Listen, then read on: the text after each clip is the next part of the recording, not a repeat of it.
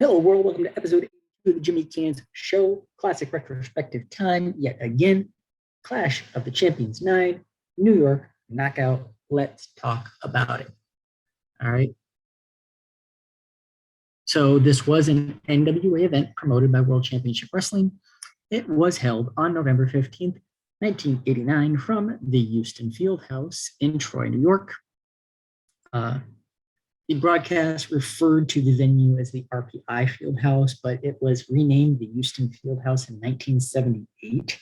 So I'm unsure why they were continuing to call it the RPI Fieldhouse when it had been renamed quite some time prior to this event, 11 years under this name. But anyway, the attendance was 4,000, very solid. As this is about a 4,700 seat venue. Was broadcast live on TBS, the Superstation, action called by Jim Ross and the legendary Dean of Pro Wrestling, Gordon Soley.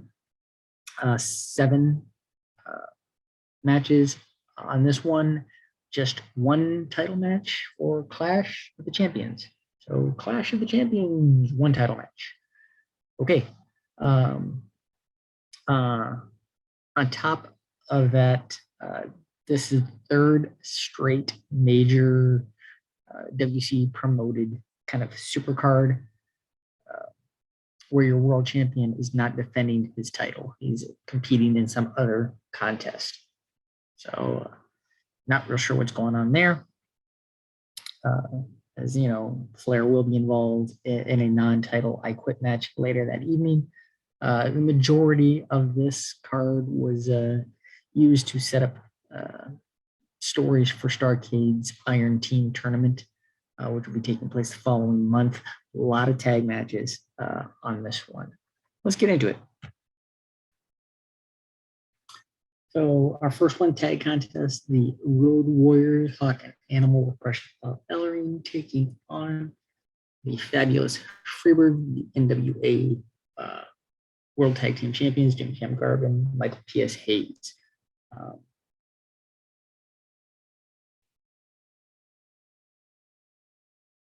Birds end up getting the W in this one via DQ when Hawk strikes the official. Not a very long one, not a lot going on in terms of the actual match in and of itself. Interesting side note, though, on this one is Birds actually lost the titles at a TV taping back on November 1st, but we're still sporting the titles and introduced as the champions for this contest, obviously, as it had not aired yet. It was due to air that coming weekend on regular NWA weekly TV. So just a little side trivia on that one. Next up, the team of Doom with Woman took on the makeshift team of Hot Stuff Eddie Gilbert and Wildfire Tommy Rich. Monster new team here. You're really trying to get over versus a makeshift tag team. So no shock which way this one is going to go, with Doom getting the win just over 5 minutes with it was a double team diving shoulder breaker move, one member of Doom holding up Rich while the other one dove off the second rope with a big shoulder block. So pretty impressive. I think it could look a little cooler if the shoulder block, rather than just flopping them down, if they would have used it as like a spine buster. So, a spine buster shoulder block kind of combo thing would look cooler. But anyway, I digress. Doom gets the win. Still looking strong. Next up, another tag team contest. The Dynamic Dudes, Johnny Ace and Shane Douglas taking on the Midnight Express, Sweet Stan Lane, beautiful Bobby Eaton. James E. Cornette was in a quote-unquote neutral corner for this one, as he had been, longtime manager of the Midnight and kind of the consultant for the Dudes over recent weeks. However, Corny's true heelish nature comes through in flying colors as he ends up clocking Douglas with his tennis racket, allowing the Midnight Express to get the win in this one, thus realigning himself exclusively with the Midnight and thus turning the Midnight Express and himself heels all over again. An enhancement match on a Clash. I don't need to tell you how much I dislike these. You've heard me say it multiple times. Dr. Death Steve Williams taking on the Super Destroyer. So we get a generic masked enhancement match type individual at a Clash. 3 guesses who's underneath that mask. Ding dong, ding dong, ding dong. You are correct. It is Jack Victory in his 4th different masked wrestler gimmick at a Clash.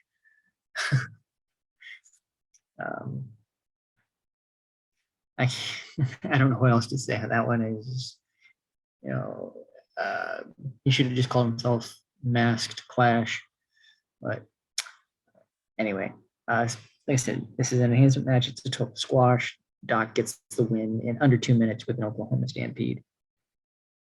So there you have that. Another tag match. Rick and Scott, the Steiner brothers, taking on the Skyscrapers, Dangerous Dan Spivey, Sid Vicious with their manager Theodore R. Long in their corner. This one, interesting kind of finish. Steiners get the win via DQ when Doom runs in around the 6-minute mark and attacks the Steiners.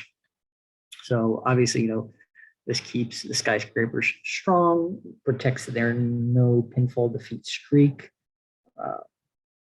allowing the Steiners to still, continue their momentum. Whole craziness ensues there. Doom, Skyscrapers, Steiners, Road Warriors come down, all 4 teams scrapping. Don't know if it was during the match or during the post-match, but at some point in this whole altercation, Sid ends up puncturing his lung and ends up, getting shelved, obviously, for a while. And the Skyscrapers will go on with Vicious's role being replaced by one mean Mark Callis. I think that guy goes on to do something else later in his career. Can't remember exactly what, though. It'll come to me, I'm sure. And that was sarcasm, in case you missed it. Anyway, there you have that one. Next up, our only title match on the card, United States Championship rematch, or rematch from Halloween Havoc. Flying Brian Pillman challenging Total Package Lex Luger yet again. A really good contest here, 12.5 minutes. Luger healing it up big time, getting the win via a chair shot when the official was down and out. Side note on that, during that time frame in which the official was down and out, Pillman ends up, essentially having the win over Luger on 2 separate occasions. So he ends up looking strong even in defeat. Post-match, Luger, continues the beatdown, going ballistic, beating on Bryan with chair till Sting runs out and makes the save. So there you have that.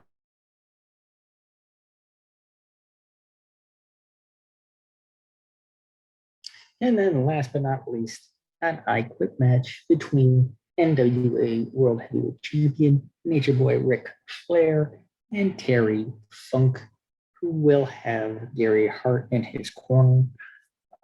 Again, this is a non-title match. So it's just kind of blow off to their feud, fantastic feud in '89 for these two. I think this one kind of picked up and heated up right as the feud between Hogan and Savage was culminating. I mean, yeah, Savage and Hogan continued on into SummerSlam, but really the culmination of the Mega Powers thing was the title match at Mania. So that one kind of concluded, and this one kicked off. So two fantastic feuds into different promotions in '89. This one, phenomenal match. What you can say, two of the best to ever lace them up going at it. And an I Quit match goes over 18 minutes. Great contest.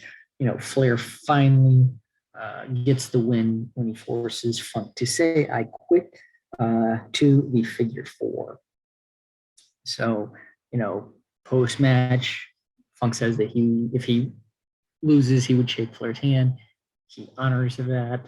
This enrages Gary Hart, who attacks Funk. Flair then goes after Hart, who is immediately joined by the Great Muda and the Dragon Master, who turn around and take down Flair. Luger comes out well to gang up on Flair. This leads to Sting coming out to make the save yet again. He just came out, made the save for film, and now he comes out to make the save for Flair. And numbers too much for the Stinger and the Nature Boy, and this is a rare instance with the heels standing tall to end a show. So there you have it. Clash 9, New York Knockout. All in all, a really good show in terms of the actual match work for the most part, with the exception of the one enhancement match. But, it gets knocked down a little bit, in my opinion, just due to the repetitive nature of the tag matches. It was a 7-match card, and there were only 2 singles, or excuse me, there were 3 singles matches, but I don't really count the enhancement one. Only 1 title match. But just way too many tag matches. Not enough variety on the show, in my opinion, to give it, a phenomenal rating, even though the caliber of the matches themselves were solid. But all in all, good show. So for that, I will give it an 8 out of 10, which is still a very good rating, especially for a NWA WCW promoted event during this time. So there you have it. Next up in the classic retrospectives, we will take a look back at Survivor Series 1989. So wherever you are, I hope you're doing well. Give the channel a like, share, subscribe. Take care of one another, and I will see you all when I see you.